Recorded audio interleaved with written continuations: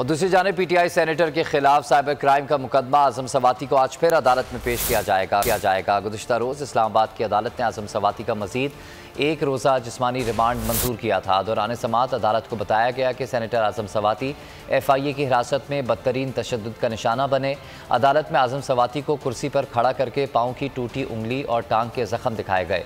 FIA prosecutor का कहना था कि आजम सवाती दौरान तफ्तीश हमारे साथ ताबुन नहीं कर रहे, सियासी बहस में नहीं पढ़ना चाहते, हमारे पास मेडिकल रिपोर्ट मौजूद है। बाबर अवान ने कहा कि ये किसी के बाप की जागी नहीं है कि जो मर्जी किया जाए, बताया जाए कि किसने आजम सवाती को तशद्दुद का निशाना बनाया। अगर किसी ने सियासत करनी है तो रिटायरमेंट ले और सियासत करे। सबसे बड़ी कवरेज, सबसे बड़े पैनलिस्ट, जब तक ये रजीम चेंज रिवर्स नहीं होगा, लोग इसी पैटर्न पर चलते रहेंगे। सबसे ज्यादा रिपोर्टर्स। इलेक्शन कमीशन की जानिब से कोई इंतजाम इतने अच्छे तरीके से नहीं किए गए।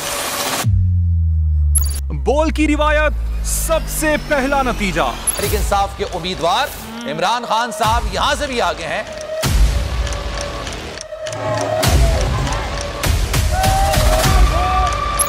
लम्हा बा लम्हा इलेक्शन की खबर सिर्फ बोल पर।